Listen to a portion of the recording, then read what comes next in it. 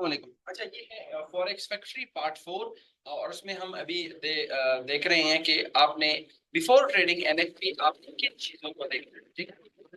अच्छा, तो first of all before trading NFP आपको मीडियम टर्म पिक्चर देखना पड़ेगा। अब मीडियम टर्म पिक्चर क्या है, मैं आपको एक एग्जांपल देता हूँ। फॉर एग्जांपल, एक घर में 7-8 भाई है जो कि जॉब पे हैं। ठीक है। अब आप इमेजिन करें कि मीडियम टर्म पिक्चर ये है कि इनका घर बड़ा ठीक चल रहा है। अब आप ये फॉर एग्जाम्पल, एक बंदे का, एक भाई का जॉब लॉस हो जाता है। अब एक भाई की जॉब लॉस की वजह से इनका घर शॉर्ट टर्म थोड़ा सा टेंशन में होगा, बाकी इनका घर चलेगा और इनका जो वो सारी चीजें बिल्कुल वो कंटिन्यूअसली एज पर स्केजुअल चलती रहेगी, क्योंकि 6 भाई कमा रहे हैं और उनसे अच्छा खासा घर जो है वो चल रहा है। इसका मतलब है कि मीडियम टर्म पिक्चर ये है कि इनका घर चलेगा। इसी तरह अगर आप दूसरा मिसाल ले ले, फॉर एग्जांपल, इन 7 भाइयों में से फॉर एग्जांपल 6 भाइयों का जॉब लॉस हो चुका है और एक भाई पे जो है वो घर चल रहा है। अब आप इमेजिन करें कि फॉर एग्जांपल इस भाई का भी जॉब लॉस चला जाता है जो लास्ट जॉब पे है, तो उसकी वजह से घर का क्या हाल होगा।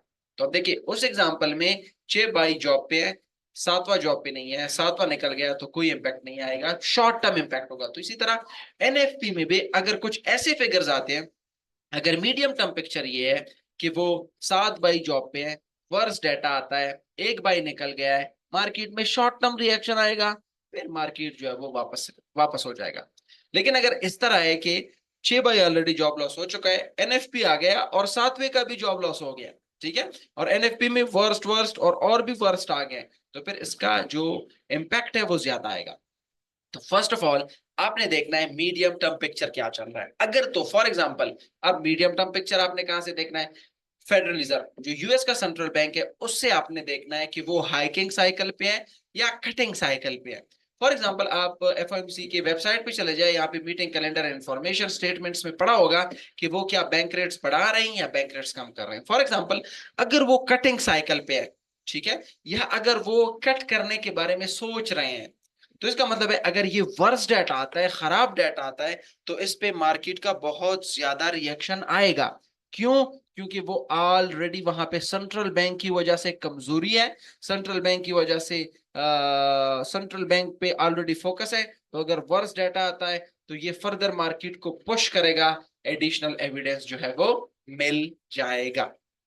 तो सिंपल, जब भी आपने एनएफपी को ट्रेड करना है, आपने जो है वो मीडियम पिक्चर को देखना है। फॉर एग्जांपल, हमने मई का जो वर्स्ट डेटा आया था तो ये बेस्ट अपॉर्चुनिटी थी, क्योंकि मार्केट जो है वो बेस्ट अपॉर्चुनिटी का ही वेट कर रही थी। अब मई में जब फॉर एग्जांपल फ्राइडे को हमारे पास डेटा आया, 3 मई को, यहाँ पे अगर आप देख लिए, खराब डेटा आया था, ठीक है, तो देख ले, खराब खराब खराब, तो उसकी वजह से मार्केट बहुत ज्यादा इंपैक्ट हुआ था।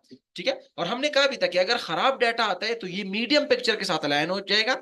6 भाइयों का जॉब लॉस हो चुका है, ये भी अगर खराब आ गया, 7वें भाई का भी जॉब लॉस हो जाएगा, तो इसका मतलब है कि उसकी वजह से घर बहुत ज्यादा इंपैक्ट होगा। तो ये इस डेटा की वजह से बहुत ज्यादा मार्केट इंपैक्ट हो सकता है। और वही हुआ कि एनएफपी में जब ये आप देख ले, 3 मई 2024 5 बजे, ये 4 आवर की कैंडल है और मार्केट 59,000 से क्रिप्टो मार्केट ऊपर गई 65,000 पे, जस्ट बिकॉज ऑफ एनएफपी। ठीक है। इसी तरह अगर हम गोल्ड को देख ले तो गोल्ड में भी 3 मई को अच्छी खासी मूवमेंट हुई थी और हमने मेरे ख्याल से ट्रेड भी किया था। यस, 3 मई में देख ले, ये मार्केट गया था 2273 से तकरीबन तकरीबन ऑलमोस्ट ऑलमोस्ट 358 को हिट किया था। और आपको पता है कि जब इस तरह के फिगर्स आ जाते हैं, मीडियम टर्म पिक्चर के साथ अलाइन होती है, तो इसका बहुत ज्यादा लॉन्ग टर्म इम्पैक्ट आएगा। अब देखो, इसका बहुत लॉन्ग टर्म इम्पैक्ट आ गया है। इसी तरह अगर आप फॉर एग्जांपल सीपीआई को देख ले, तो सीपीआई भी अगर बेस्ट आया तो उसकी कोई खास इम्पैक्ट नहीं होगा, क्योंकि 6 भाई जॉब पे है, 7 भाई जॉब पे है। अगर एक बंदा जॉब से आउट भी हो गया कोई मसला नहीं है। लेकिन आप इमेजिन करें कि 6 भाइयों का जॉब लॉस हो चुका है, 7वां बंदा है और वो सिर्फ घर चला रहा है और उसका भी जॉब लॉस हो गया, तो घर का क्या हशर होगा। तो यहाँ पे मेरे ख्याल से, यस, ये आप सीपीआई फिगर देख ले। सीपीआई मेरे ख्याल से 12 मई को आए थे। यहाँ पे थोड़ा सा मैं आपके सामने 12 मई से 14 मई खोल लेते हैं। 12 मई को, 12 मई, 12 मई नहीं, 12 मई को नहीं आए थे। अच्छा, ये 13 मई संडे, अच्छा, नहीं, जो ये है, लेट, थोड़ा सा पीछे चलते हैं और सीपीआई फिगर्स देख लेते हैं। मंडे, मई 10, मई 10, मई 10, मई 9, मई 8 को तो नहीं आया था। सॉरी यार, sorry sorry sorry, come on यार, कहाँ पे है? चार यहाँ से ओपन कर लेते हैं और यहाँ तक, लेट्स, अभी आ जाएगा, निकल आएगा, निकल आएगा। CPI figures, come on come on come on.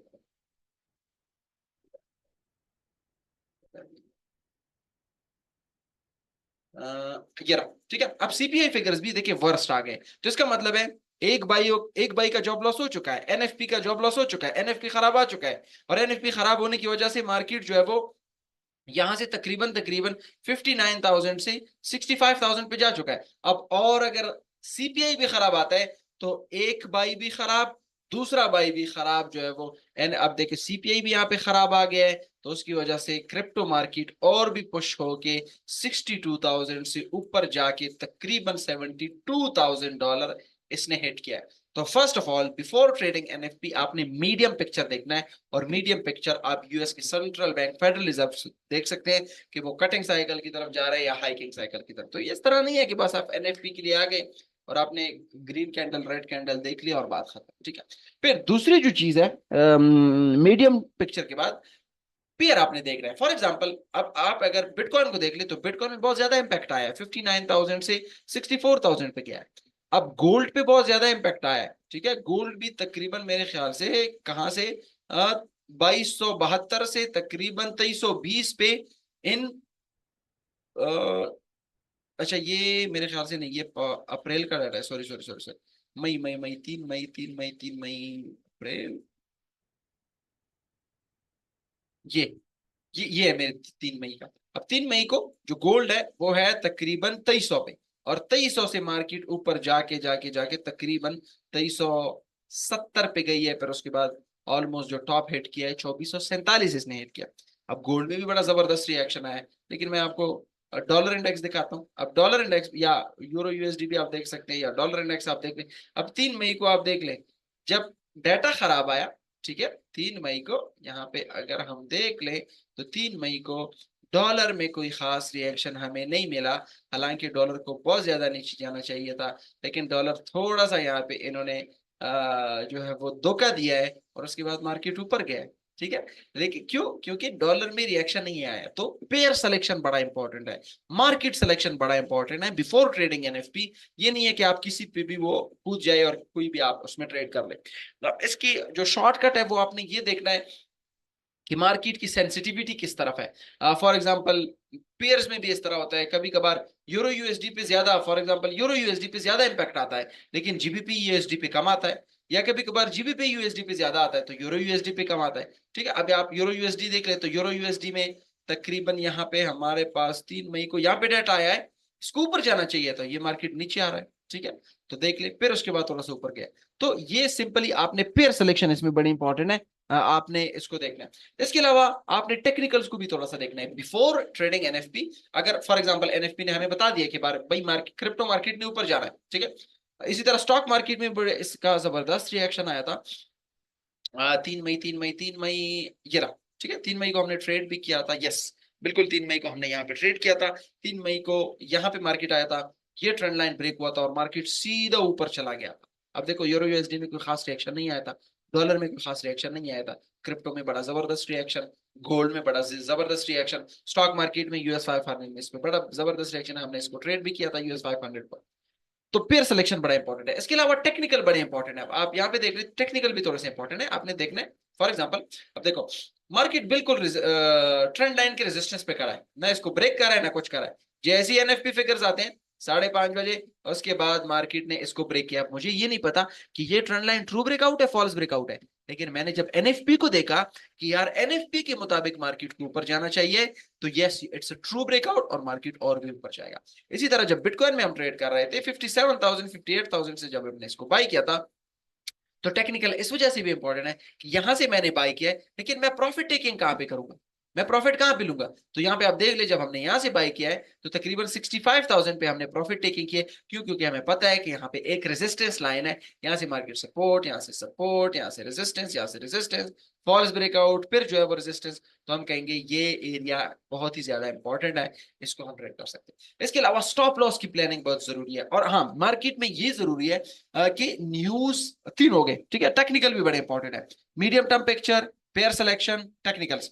तीसरी चीज, आपने हमेशा देखना है कि इस न्यूज का इंपैक्ट कितना आएगा। मैंने आपको मीडियम टर्म पिक्चर बता दिया, 7 भाई जॉब पे हैं, सातों भाइयों का जॉब लॉस हो चुका है, बहुत ज्यादा इंपैक्ट आएगा, घर जो है वो लॉन्ग टर्म तक इंपैक्ट होगा। इसी तरह अगर मीडियम टर्म पिक्चर के साथ न्यूज अलाइन होते हैं तो लॉन्ग टर्म इंपैक्ट आएगा। लेकिन अगर फॉर एग्जाम्पल जो है वो 7 भाई हैं, एक भाई का सिर्फ जॉब लॉस हो चुका है, ज्यादा इंपैक्ट घर पे नहीं आएगा, थोड़ा छोटा मोटा इंपैक्ट आएगा। तो इस तरह न्यूज को भी आप देखना है, आपने देखना है कि इसका इंपैक्ट कितना होगा, और वो डिपेंड करता है सेंट्रल बैंक की जो मीडियम पिक्चर है उसमें। तो फर्स्ट आपने मीडियम पिक्चर, सेकेंड पेयर आपने सेलेक्ट करना है, टेक्निकल देखना है, और उसका इंपैक्ट कितने देर तक उसका इंपैक्ट आ सकता है, क्योंकि कुछ न्यूज़ का इंपैक्ट सिर्फ 5-10 मिनट होता है, कुछ न्यूज का इंपैक्ट एक दिन तक होता है, कुछ न्यूज का इंपैक्ट एक हफ्ता 10 दिन तक होता है, कुछ न्यूज का इंपैक्ट एक महीने तक, और कुछ न्यूज की वजह से जो सेंट्रल बैंक है उसकी वजह से मार्केट 1 साल तक भी उसका इंपैक्ट आ सकता है। तो इसके अलावा न्यूज ट्रेडिंग में ये भी इंपॉर्टेंट है कि आपने स्टॉप लॉस कहाँ पे पुट करना है। फॉर एग्जांपल अगर थोड़ा सा हमें 15 मिनट या 1 आवर में अगर हम चले जाए, ठीक है, या उसमें तो उसमें विक्स और कैंडल्स थोड़ी सी बड़ी बड़ी बनती है, ठीक है, उसमें जो एनएफपी में, तो उसमें आपको देखना पड़ेगा कि कौन सी चीजें आप उसमें ट्रेड कर सकते हैं, कौन सी चीजें आप ट्रेड नहीं कर सकते। और इसके अलावा थोड़ा सा स्टॉप लॉस आपने ये नहीं करना कि आप यहां से इसको बाय कर रहे हैं, फॉर एग्जांपल आप यहां से इसको बाय कर रहे हैं और स्टॉप लॉस यहां पे पुट कर ले, नहीं, थोड़ा सा मार्केट को ब्रीदिंग स्पेस देना जरूरी है, थोड़ा सा मार्केट को सांस लेने की जगह जरूरी है। ये नहीं है, अक्सर यही होता है ना कि बाय करते आपका स्टॉप लॉस हिट करता है यहाँ पे, फिर मार्केट ऊपर चला जाता है, फिर आप कहते हैं यार देखो मेरा स्टॉप लॉस हिट किया और मार्केट ने हंटिंग की और ये किया वो किया। अब आपने जब यहां से बाय किया तो आपको एटलीस्ट चाहिए था कि स्टॉप लॉस यहाँ पे 58,000 या 57,000 पे कर लेते, और अपना टेक प्रॉफिट यहाँ पे 64,000 पे कर लेते, ठीक है। तो इसमें टेक्निकल्स के अलावा आपने उसको स्टॉप लॉस की प्लानिंग भी करनी है। इसके अलावा लॉट साइज की भी प्लानिंग कर लिया करें, ऑल इन वन ना जाया करें कि बस एनएफपी आया है तो ये तो बल्ले बल्ले होंगे, सारा अकाउंट आप रिस्क पे करते हैं, थोड़ा सा आपने उसको कैलकुलेट भी करना है, ठीक है। तो ये सारी चीजें हैं जो कि बिफोर ट्रेडिंग एनएफपी आपने इसको देखना है। लेकिन इसमें जो सबसे ज्यादा इंपॉर्टेंट है वो मीडियम पिक्चर है।